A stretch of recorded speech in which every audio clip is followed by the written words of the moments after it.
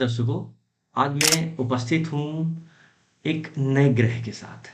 पूर्व में मैंने सूर्य, चंद्र और मंगल के विभिन्न भावों में कैसे प्रभाव पड़ते हैं, उसके बारे में चर्चा की है। आज से हम बुध के विभिन्न भावों में क्या प्रभाव पड़ने वाले हैं, उस विषय को लेकर चर्चा करेंगे।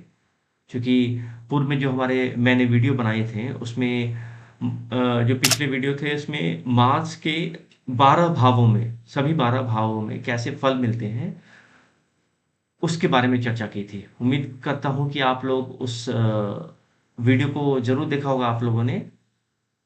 अब मैं आगे आज से मरकरी के सभी 12 भावों में कैसे फल मिलते हैं, इसको इसके बारे में चर्चा करूँगा मैं।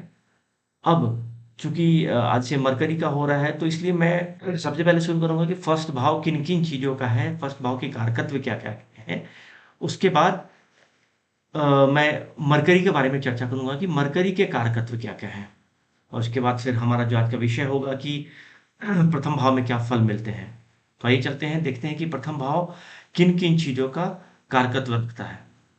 तो आप देखोगे तो जब भी प्रथम भाव के बारे में बात करते हैं तो ये आपके अपने शरीर के बारे में बताता है, आपके शरीर का हाव भाव कैसा है उसके बारे में बताता है, रंग रूप कद काठी कैसी होगी, आपका नेचर कैसा होगा, आप दिखने में कैसे होगे, इसके बारे में बताता है। इसलिए इसे हम तनु भाव भी बोलते हैं। तो आपके बारे में बताया, लग्न के बारे में बताया, आपका की कद काठी कैसी है, आपका रूप रंग कैसा है, ये हो गया आपका शरीर के विशेष लग्न। राशि के अनुसार ही होते हैं आपके।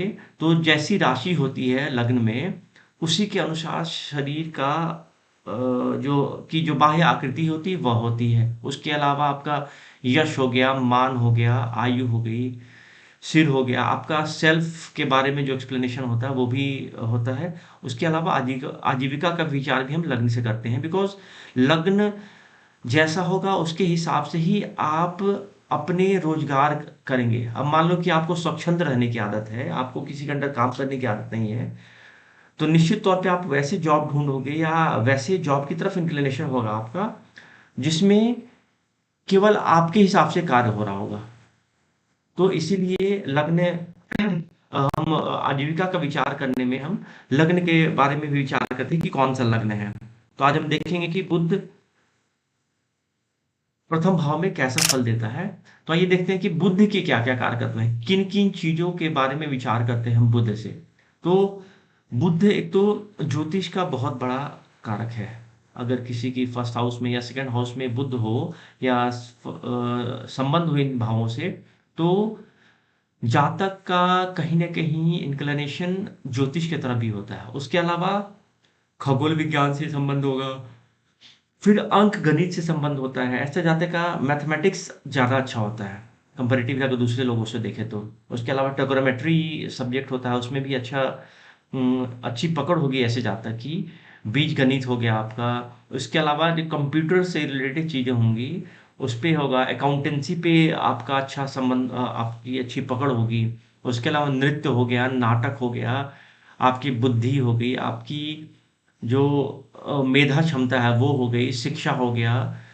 कुछ चीज़ें जो प्रिंट-विंट होती हैं उससे संबंध भी बुध का होता है, लेखन से संबंध होता है, प्रकाशन से संबंध हम बुध का देखते हैं। हस्तरेखा का भी संबंध कहीं न कहीं बुध से होता है।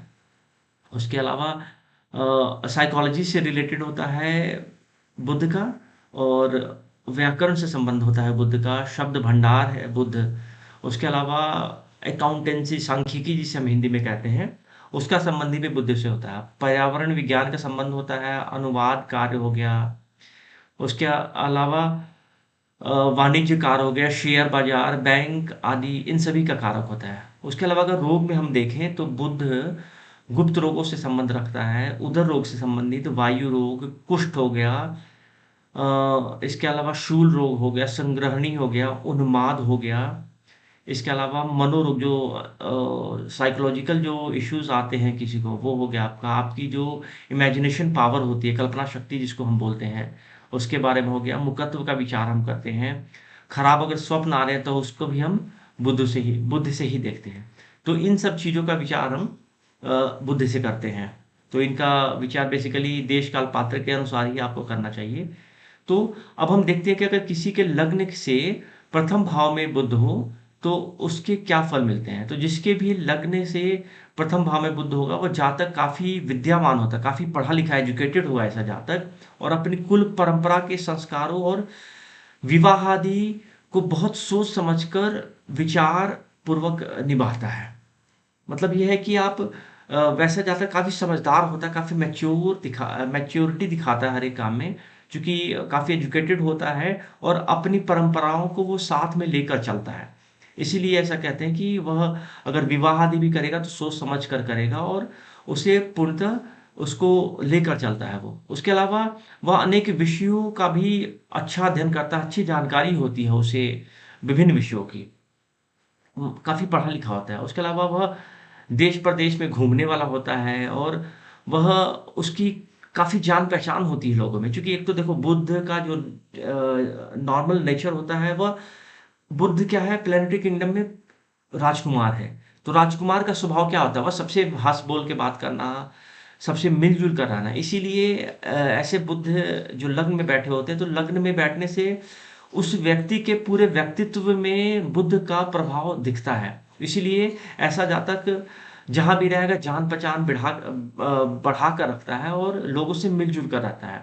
और कहीं न कहीं वह दूसरों को परामर्श देने वाला भी होता है ऐसा जातक। और उसके अलावा अगर देखा जाए तो ऐसा जातक भूत, प्रेत, पिशाच आदि के उच्चाटन में भी कहीं न कहीं उसका इंटरेस्ट होता है और साइकोलॉजिकल एक तरह से उसको डॉक्टर जो होते हैं साइकोलॉजिकल वैसे डॉक्टर उसमें भी इसका अगर अच्छे डॉक्टर वाले कॉम्बिनेशन माने तो साइकोलॉजिस्ट भी हो सकता है ये अच्छा।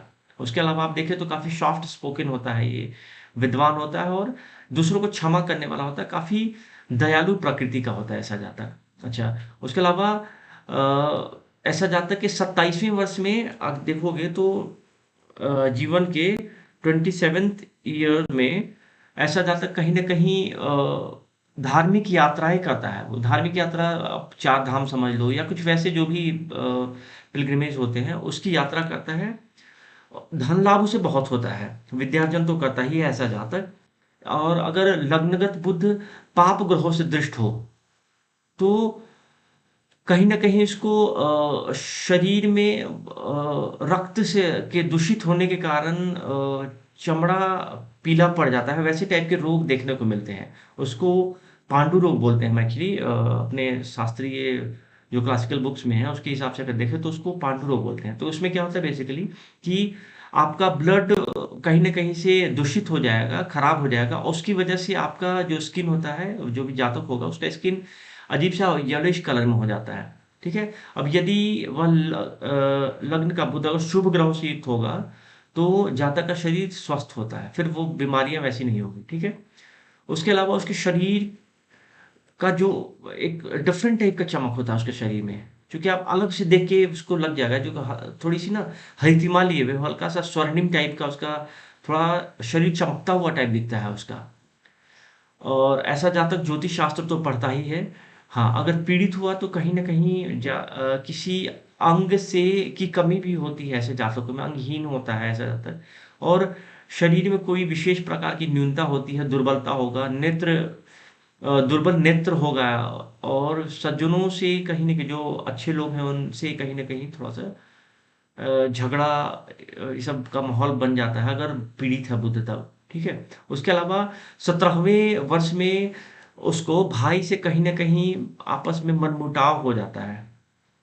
कहीं न कहीं आपस में झगड़े हो जाते हैं अगर पीड़ित है बुध तो, ठीक है? और अगर अब देखो तो यही बुध अगर अपनी उच्च की राशि में हो और लग्न में बैठा हो तो वो भाइयों का पूरा सुख मिलता है उसको और मृत्यु उपरांत ऐसे जातकों को श्रेष्ठ लोक की प्राप्ति होती है, ऐसा कहा गया है क्लासिकल्स में, ठीक है? अब यदि यही लग्नस्थ जो बुध होता है आपका, अगर पाप राशि या पाप ग्रहों से दृष्ट होगा, तो बुरे काम करने वाला होगा और नरक में जाता है ऐसा जातक, ठीक है?